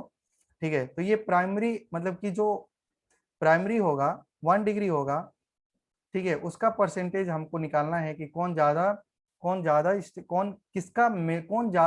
मेजर प्रोडक्ट बनाएगा, कौन माइनर होगा। 4 रिएक्शन देंगे तो कौन मेजर होगा, 1 डिग्री वाला होगा या 2 डिग्री वाला होगा, तो उसका बारे में हम लोगों को देखना है। तो देखिए यहाँ में क्या है, RP RP upon RP upon NP. ठीक है, अगर हम लोग का 2 डिग्री का देखना होगा तो क्या हो जाएगा, 2 डिग्री के लिए क्या हो जाएगा, रेट ऑफ सेकेंडरी और NS, R S N S ऊपर हो जाएगा, बाकी सब सेम रहेगा। तो जनरली यहाँ में क्या होता है कि डिनोमिनेटर में तो तीनों सेम ही होगा, या तो आप 1 डिग्री की बात करिए, 2 डिग्री की बात करिए, 3 डिग्री की बात करिए। तो हम लोग का जो मेजर डिसाइड होगा ना वो आरपी एनपी से डिसाइड होगा, क्योंकि तीनों केस में 1 डिग्री 2 डिग्री 3 डिग्री के लिए डिनोमिनेटर तो सेम ही होने वाला है। तो न्यूमरेटर जितना ज्यादा होगा उतना ही ज्यादा वो मेजर प्रोडक्ट बनाएगा। तो 1 डिग्री, अगर 1 डिग्री की वैल्यू ज्यादा हो रही है तो वो मेजर हो जाएगी। तो आप लोग देख रहे हैं, तो आपको सबसे पहले मेजर फाइंड आउट करने के लिए आपको एनपी आरपी फाइंड आउट करना पड़ेगा या आरपी एनपी। फिर आपको एनएस आरएस फाइंड आउट करना पड़ेगा। फिर आपको क्या बात फाइंड आउट करना पड़ेगा, एनटी आरटी फाइंड आउट करना है। और आपको आरपी आरएस आरटी की वैल्यू मालूम ही होती है, आरपी आरएस और RT, rate of tertiary carbon, ये तो आपको पता ही होता है। तो अब हम लोग देखेंगे कि एनपी क्या है। एनपी का मतलब होता है नंबर ऑफ, एनपी का मतलब यहाँ में देखो लिख लो आप लोग, एनपी का मतलब होता है number of 1 degree hydrogen. NS का मतलब होता है number of 2 degree hydrogen. NT का मतलब होता है नंबर ऑफ 3 डिग्री हाइड्रोजन। ठीक है, ये एनपी एनएस एनटी होता है। और आरपी का मतलब होता है rate of primary carbon, rate of secondary carbon और रेट ऑफ टर्सरी कार्बन। क्या आपको समझ में आ रहा है। तो ये RP RP R S R T का रेशियो क्लोरीनेशन के लिए एक्सपेरिमेंट करके देखा गया 1:3.8:5.2। तो आगे बढ़ते हैं, क्वेश्चन लेते हैं। तो देखिए आप लोग का सामने एक क्वेश्चन आ गया और इसकी रिएक्शन कराया गया क्लोरीन का साथ में इन प्रेजेंस ऑफ सनलाइट। तो हम लोग का प्रोडक्ट बना ए और बना बी। तो ये जो था वो मेजर होगा और बी होगा माइनर होगा। बी क्या है, माइनर है। तो बताइए ए और बी क्या होगा। तो आप लोग सबसे पहले क्या करेंगे, आप लोग देखेंगे कैसे लिखा जाए। तो यहाँ में देखिए, या तो हम लोग का इसका दो प्रोडक्ट बनेगा, दो प्रोडक्ट आपको समझ में आ रहा है क्यों बनेगा। एक तो यहाँ से हटाइए और यहाँ से हटाइए, सेम बात है, आइडेंटिकल है। या तो आप यहाँ से हटा सकते हैं, तो दो प्रोडक्ट बनेगा। तो उसमें से कौन माइनर होगा कौन मेजर होगा, ये हम लोगों को देखना है। ठीक है, बात क्लियर है। तो देखिए यहाँ में ये वाला कार्बन को हम लोग बोलेंगे 1 डिग्री कार्बन, क्योंकि ये एक ही कार्बन का साथ में अटैच है, और ये भी कार्बन 1 डिग्री कार्बन है। तो इसका पास यहाँ में 3 हाइड्रोजन होगा, यहाँ में 3 हाइड्रोजन होगा। तो एनपी कितना हो गया, एनपी, एनपी का मतलब होता है number of hydrogen atom. 1 degree hydrogen कितना हो गया, 2। एनएस का मतलब नंबर ऑफ सेकेंडरी हाइड्रोजन, ये सेकेंडरी कार्बन है, तो इसका पास 2 बॉन्ड बनाया है, तो 2 हाइड्रोजन होगा। ठीक है, बात क्लियर है। तो टर्सरी है ही नहीं, तो एनपी का क्या ही वैल्यू हो जाएगा, 0। तो अब आप क्या ही फाइंड आउट करिए, एनपीआरपी फाइंड आउट करिए। क्या फाइंड आउट करिए, एनपीआरपी। ठीक है, मैं यहाँ में ही कर देता हूँ। तो आपको फाइंड आउट करना है एनपीआरपी। एनपी तो कितना ही आया है, 6। और आरपी प्राइमरी कार्बन का जो रेट होता है वो कितना ही होता है, 1, तो ये हो गया 6। अब आपको फाइंड आउट करना है एनएस आरएस। एनएस कितना हो जाएगा, एनएस 2 है, और उसका कितना होगा रेट, 3.8 है। तो अब देख रहे हैं कि जो सेकेंडरी है, एस मतलब सेकेंडरी, जो रेट ऑफ सेकेंडरी कार्बन है उसकी वैल्यू ज्यादा आ रही है, तो ये ज्यादा मेजर होगा। ये क्या हो जाएगा हम लोग का, मेजर। तो सेकेंडरी वाला जो होगा, यहाँ में यहाँ से अगर आप लोग हाइड्रोजन हटा देंगे तो उस क्या हो जाएगा हम लोग का, मेजर प्रोडक्ट हो जाएगा। तो मेजर प्रोडक्ट होगा तो ये होगा। और माइनर वाला क्या हो जाएगा, ब्रोमीन को आपको कहाँ से हटानी है, यहाँ से हटानी है, ब्रोमीन को आपको यहाँ से हटानी है। ठीक है, तो यहाँ में ब्रोमीन लग जाएगा। तो समझ में आ गया। तो यहाँ में ब्रोमीन लगेगा और यहाँ में होगा, तो ये हम लोग का मेजर होगा और ये हो जाएगा माइनर। तो उम्मीद करते हैं कि आपको समझ में आ रहा होगा।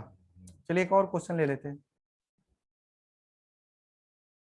ठीक है, और ये आप लोग का एक आप लोग का सामने एक और क्वेश्चन है, और इसकी रिएक्शन क्लोरीन का साथ में कराना है इन प्रेजेंस ऑफ सनलाइट। तो यहाँ में प्रोडक्ट बनेगा ए और यहाँ में प्रोडक्ट बनेगा बी। और यहाँ में आपको जो ए बन रहा है वो मेजर बताइए, और जो बी बन रहा है वो माइनर बताइए। तो आप क्या करेंगे, सबसे पहले देखिए यहाँ में, यहाँ से हटा सकते हैं, यहाँ से हटा सकते हैं, यहाँ से हटा सकते हैं। तो तीनों तो आइडेंटिकल है, और एक बार आप यहाँ से हटा सकते हैं, तो टोटल दो ही प्रोडक्ट बनेगा, एक मेजर होगा एक माइनर होगा, तो वो बताना है। तो अगर आपसे कोई पूछेगा कि बताइए एनपी क्या है, मतलब प्राइमरी हाइड्रोजन कितना है, तो 3 3 6 3 9 होगा। ठीक है, ये प्राइमरी होगा। सेकेंडरी बताइए, तो सेकेंडरी तो 1 होगा। सेकेंडरी है क्या, यहाँ में सेकेंडरी है क्या, नहीं है, सेकेंडरी कार्बन है ही नहीं, तो एनएस क्या होगा, 0। टर्सरी बताइए, तो टर्सरी मतलब ये वाला जो कार्बन है, ये वाला कार्बन 3 कार्बन का साथ में एटेट है, तो टर्सरी होगा। तो एनटी का वैल्यू कितना ही हो गया, 1। तो फिर आपको निकालना पड़ेगा, देखिए अब आपको क्या निकालना पड़ेगा, देखिए तो क्या निकालना पड़ेगा आपको, एनपीआरपी। तो एन एन कितना है, 9 × 1, तो ये हो गया 9 एनपीआरपी। अब आपको निकालना पड़ेगा क्या, एनएस आरएस। एनएस कितना है, 0 हो जाएगा। अब निकालना पड़ेगा एनटीआरटी। तो एनटी तो कितना ही है, 1, और रेट उसका कितना ही होता है बताइए, रेट कितना था, 5.2, तो इसका वैल्यू तो 5.2 होगा। तो सबसे ज्यादा वैल्यू किसकी है, प्राइमरी की, तो प्राइमरी वाला क्या हो जाएगा, मेजर हो जाएगा। तो अब प्राइमरी आप यहाँ से हटाइए या यहाँ से हटाइए, तो हम लोग का क्या हो जाएगा, मेजर हो जाएगा। तो मेजर वाला जो हम लोग का जो प्रोडक्ट होगा वो ये हो गया। और माइनर वाला क्या होगा, माइनर वाला ये होगा, यहाँ से हटा दीजिए। तो इससे हम लोग क्या कर सकते हैं, माइनर और मेजर को डिसाइड कर सकते हैं। तो उम्मीद करते हैं कि आपको दोस्त समझ में आ रहा है ये सब जो पढ़ाया जा रहा है। अब आगे बढ़ते हैं। अब होगा हम लोग का केस 2। केस 2 क्या होगा हम लोग का, ब्रोमिनेशन के लिए, क्या होगा, ब्रोमिनेशन के लिए। ठीक है, तो देखिए ब्रोमिनेशन का जो रेट देखा गया, RP primary carbon, secondary carbon और टर्सरी कार्बन का जो रेट था वो था 1:82:1600। अब देख रहे हैं कि प्राइमरी कार्बन से प्राइम मतलब क्लोरीनेशन से ब्रोमिनेशन का रेट काफी ज्यादा है। मतलब टर्सरी का देखिए रेट कितना ज्यादा है, रेट ऑफ टर्सरी कार्बन कितना है, 1600, काफी ज्यादा है। तो इसलिए हम लोग का टर्सरी का जो, टर्सरी को हमेशा क्या मान लेते हैं, मेजर मान लेते हैं, क्योंकि इसका जो आरटी और एनटी आएगा वो ज्यादा आएगा, क्योंकि आरटी की वैल्यू देखो 1600 है। तो ऑलवेज इसका जो मेजर होता है वो 3 डिग्री मेजर होता है इसका, ऑलवेज क्या होता है, ऑलवेज जो होता है 3 डिग्री, जो 3 डिग्री होगा वो हम लोग का क्या होता है, 3 डिग्री कार्बन जो होगा वो हमेशा क्या होता है, मेजर होता है। तो ये इंपॉर्टेंट बात है इसका। इसका जो मेजर आपको किससे देखना है, 3 डिग्री देख लो, 2 डिग्री देख लो, 1 डिग्री देख लो। समझ में आ गया, तो उससे हम लोग का प्रोडक्ट डिसाइड हो जाएगा। ठीक है, तो अगर हम लोग इसमें बात करते हैं, या में अगर इसकी रिएक्शन हम लोग किसका साथ में कराना है, Br2 HNU का साथ में कराना है, तो यहाँ में देखिए ये 1 डिग्री होगा और ये 2 डिग्री होगा और ये 1 डिग्री होगा। या तो ये और ये आइडेंटिकल है और ये जो स्टार बनाया गया है वो आइडेंटिकल नहीं है। तो यहाँ में देखिए ये सेकेंडरी है, तो सेकेंडरी वाला क्या हो जाएगा, मेजर हो जाएगा। तो आपको समझ में आ गया होगा। तो ये हो गया हम लोग का, क्या हो गया, मेजर, प्लस और ये वाला क्या हो जाएगा, माइनर। समझ में आ रहा है ना क्यों ऐसा हो रहा है, क्योंकि ब्रोमिनेशन का केस में जो रेट होता है वो काफी ज्यादा होता है, 3 डिग्री का रेट काफी ज्यादा होता है इसलिए। लेकिन अगर वही इसका अगर आप लोग क्लोरीन का साथ में रिएक्शन कराते थे तो इसका ये मेजर नहीं होना था। तो ये आपको समझ में आना चाहिए, ठीक है ना। तो अब हम लोग आगे बढ़ते हैं, एक और आप लोग क्वेश्चन ले सकते हैं, जैसे ये देख लीजिए। अगर इसकी रिएक्शन आप लोग किसका साथ में कराते हैं, क्लोरीन का, सॉरी ब्रोमीन का साथ में, क्योंकि अभी हम लोग ब्रोमिनेशन पढ़ रहे हैं,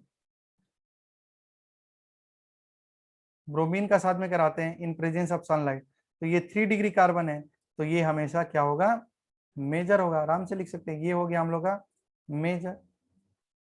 और माइनर में क्या हो जाएगा, ये हो गया, सॉरी ठीक है, यहाँ में देख लीजिए। तो ये हम लोग का क्या होगा, बी आर ये होगा, तो ये हम लोग का क्या होगा, माइनर प्रोडक्ट होगा। तो उम्मीद करते हैं कि आपको ये समझ में आ रही है कि मेजर कौन होगा, माइनर कौन होगा। ठीक है, तो ये आपका आपको समझ में आ रहा होगा। तो इसकी कुछ इंपॉर्टेंट बातें हैं जो आपको समझ में आनी चाहिए, ठीक है। तो इसका जो इम्पोर्टेंट बात है, इसका जो इम्पोर्टेंट नोट है वो क्या है, वो ध्यान दीजिए। आप लोग पढ़ रहे थे कि यहाँ में जो ये रिएक्शन होता है वो क्या होता है, फ्री रेडिकल का वजह से होता है, फ्री रेडिकल सब्स्टिट्यूशन रिएक्शन का वजह से होता है। तो इसका ये एग्जाम्पल किसका है, ये एग्जाम्पल ऑफ क्या है, free radical substitution, free radical substitution reaction का ये एग्जाम्पल है। क्योंकि इसका मैकेनिज्म में 3 स्टेप था, चेन इनिशिएशन, चेन प्रोपोगेशन और चेन टर्मिनेशन। तो ये डिटेल एक्सप्लेनेशन नहीं करना है क्योंकि आप ये क्लास 11 में पढ़ चुके हैं।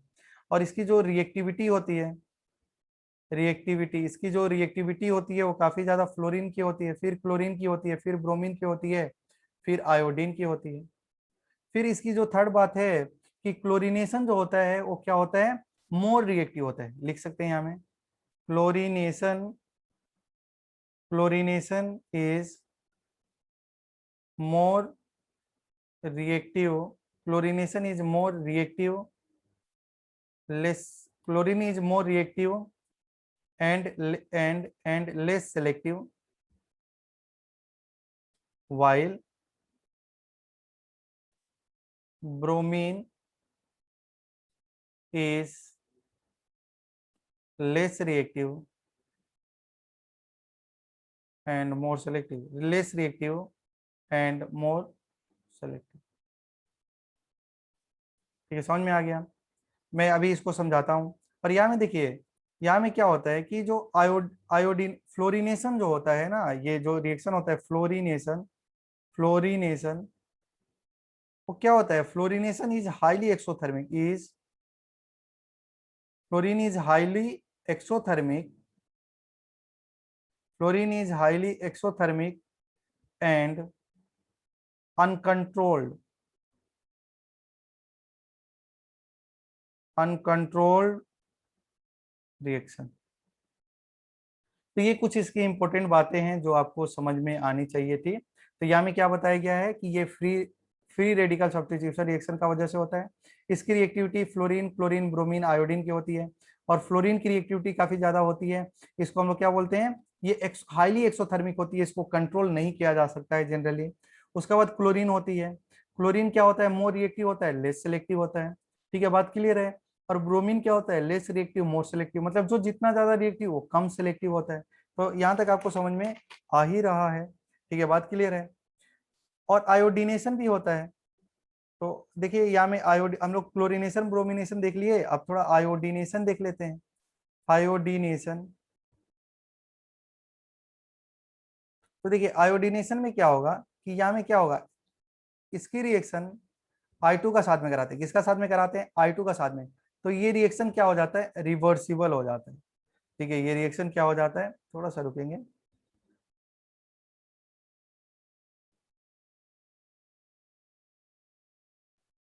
ये रिएक्शन रिवर्सिबल हो जाता है।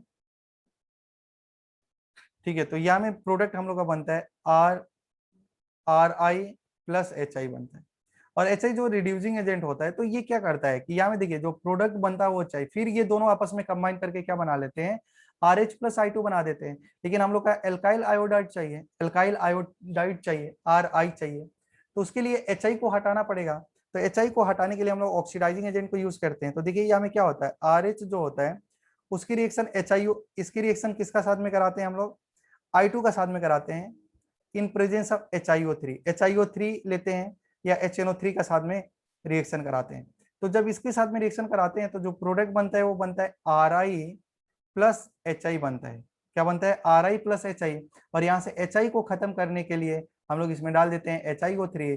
जब HiO3 डालते हैं तो ये किस में कन्वर्ट कर देता है, I2 और पानी में। और जब इसमें हम लोग HNO3 डालते हैं तो ये रिएक्शन करके I2 प्लस NO2 प्लस पानी निकाल लेता है। यहाँ से HI खत्म हो जाता है और केवल क्या बन जाता है, क्या बन जाता है बताइए, केवल क्या बन जाता है, RI बन जाता है। तो ये हम लोग का क्या हो जाता है, इससे आयोडीनेशन रिएक्शन हो जाती है। आइए क्वेश्चन को हम लोग प्रैक्टिस कर लेते हैं।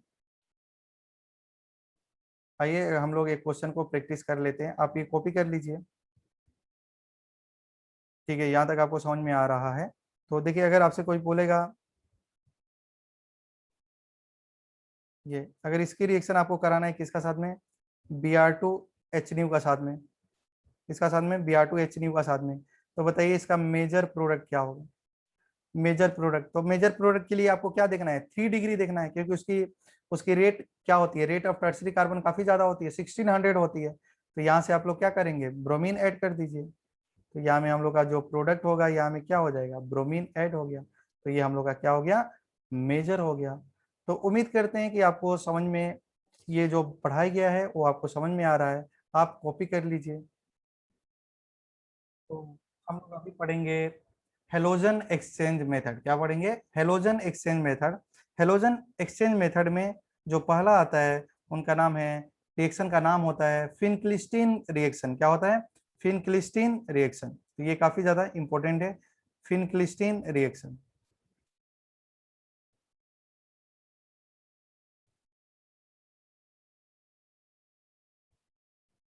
फिनक्लिस्टीन रिएक्शन, देखिए फिनक्लिस्टीन रिएक्शन में क्या होता है कि कोई भी क्लोरो या ब्रोमो कंपाउंड को अगर हम लोग आइडो कंपाउंड में कन्वर्ट करते हैं, इसी को बोलते हैं फिनक्लिस्टीन रिएक्शन। ठीक है, फिनक्लिस्टीन मतलब कन्वर्जन ऑफ क्लोरो या ब्रोमो कंपाउंड इनटू आइडो कंपाउंड। ठीक है ना, क्लोरो या ब्रोमो कंपाउंड को अगर हम लोग आइडो कंपाउंड में करते हैं, मतलब ये क्या है, कन्वर्जन ऑफ क्लोरो और bromo compound compound into आइडो compound.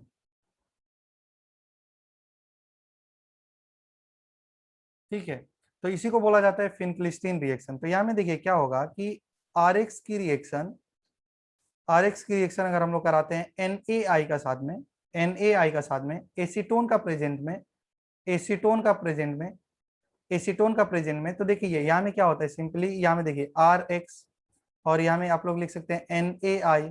तो यहाँ से हम लोग का क्या निकल जाता है, एन ए, यहाँ से क्या बन जाता है, ठीक है, NaX बाहर निकल जाता है और यहाँ में बन जाता है आई, मतलब आइडो कंपाउंड बन जाता है हम लोग का, आइडो कंपाउंड बन जाता है।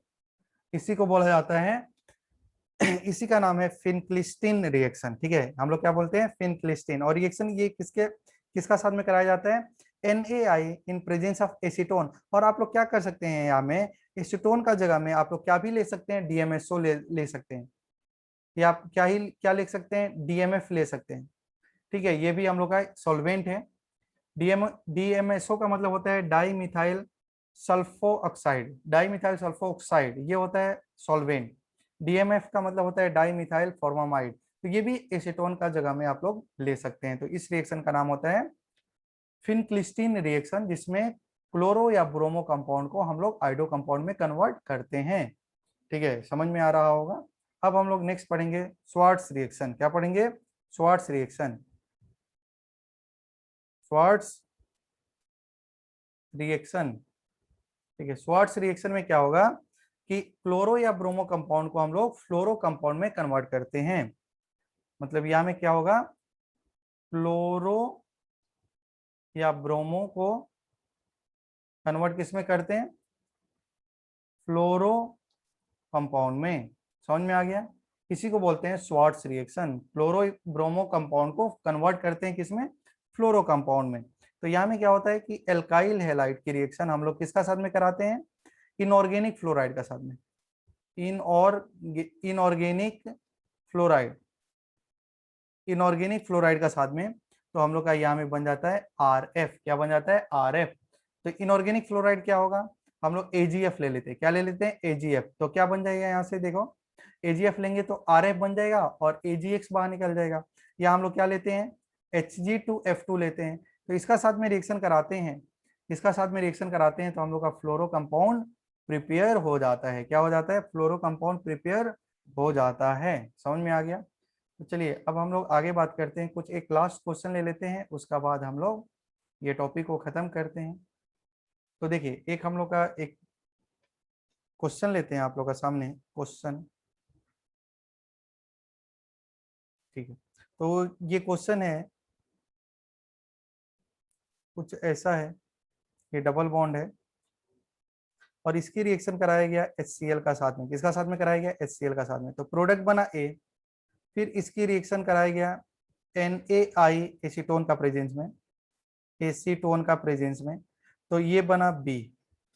फिर A की रिएक्शन कराया गया, A की रिएक्शन कराया गया SOCl2 का साथ में। फिर इसकी कराया गया AgF का साथ में। तो हम लोग का प्रोडक्ट बना यहाँ में AB, यहाँ में बना C और यहाँ में बना D। और इसकी रिएक्शन कराया गया, ठीक है, ठीक है, आप यहाँ में ध्यान देंगे, इसकी रिएक्शन कराया गया। ठीक है, इसकी क्या रिएक्शन कराया जाए कि प्रोडक्ट D बनेगा और D जो होगा एल्कोहल होगा। और D से D की रिएक्शन जब आप लोग SOCl2 का साथ में कराएं तो हम लोग का A बन जाए। ठीक है, आप थोड़ा सा यहाँ में ध्यान दीजिए। ठीक है, तो ये हम लोग का अननोन को ढूंढना है। तो आइए ध्यान देते हैं। तो सबसे पहले ये क्या है, इसकी रिएक्शन HCl का साथ में कराएंगे तो H+Cl-, पाई इलेक्ट्रॉन जाएगा। तो किसी को H दे दो, किसी को Cl दे दो, सिमेट्रिकल है, मार्कोनी का फ्लो लगा सकते हैं। तो पहला स्टेप में हम लोग का क्या होगा कि ये टूट जाएगा। ठीक है, यहाँ में कार्बोकेटाइन बनेगा तो यहाँ में Cl आ जाएगा। तो जो A बनेगा, उसको जो प्रोडक्ट बन रहा है मैं उसको रेड से लिख रहा हूँ। तो देखिए यहाँ में Cl आ जाएगा तो हम लोग का प्रोडक्ट क्या होगा, हम लोग का जो प्रोडक्ट बनेगा वो क्या बनेगा, यहाँ में क्या आ जाएगा, Cl आ जाएगा। ठीक है, तो ये प्रोडक्ट बना, एल्काइल हैलाइड बना। अब क्या होगा कि इसकी रिएक्शन NaI के साथ में कराएंगे तो क्लोरीन का जगह में क्या आ जाएगा, आयोडीन लग जाएगा। तो यहाँ में आयोडीन लग जाएगा तो ये B हो गया। और क्लोरो AgF का साथ में कराएंगे तो क्या हो जाएगा, AgF का साथ में कराएंगे तो क्या हो जाएगा, ये स्वार्ट्स रिएक्शन है। तो स्वार्ट्स रिएक्शन में क्या हो जाएगा, तो यहाँ में फ्लोरीन लग जाएगा। ठीक है, और एसो मतलब इसकी रिएक्शन किसका, कौन सा रिएजेंट का साथ में कराया जाए कि एल्कोहल बनेगा। तो एल्कीन से एल्कोहल बनाने की रिएक्शन क्या था, hydroboration oxidation, HBO, hydroboration oxidation, oxymercuration demercuration, या हाइड्रोलिसिस ऑफ एल्कीन। ठीक है, H3O के साथ में कराइए। कोई भी एक रिएजेंट लेंगे तो इसकी रिएक्शन क्या बन जाएगा, एल्कोहल बन जाएगा। क्या बन जाएगा, एल्कोहल बन जाएगा। तो ये एल्कोहल ऐसे हो जाएगा। ठीक है, तो यहाँ में OH हो जाएगा, ये एल्कोहल होगा। और एल्कोहल की रिएक्शन SOCl2 का साथ में कराएंगे तो क्या बन जाएगा, एल्काइल हैलाइड होगा। तो उम्मीद करते हैं कि आपको ये क्वेश्चन क्या हुआ, समझ में आया। तो हेलो दोस्तों, आज के लिए इतने ही रहने देते हैं। उम्मीद करते हैं कि आपको जो भी पढ़ाया गया वो समझ में आया। अगर आपको समझ में आ रही है तो आप अपने दोस्तों में लाइक, सब्सक्राइब और शेयर करना ना भूलिए। फिर हम लोग मिलते हैं नेक्स्ट वीडियो में, तब तक के लिए बाय।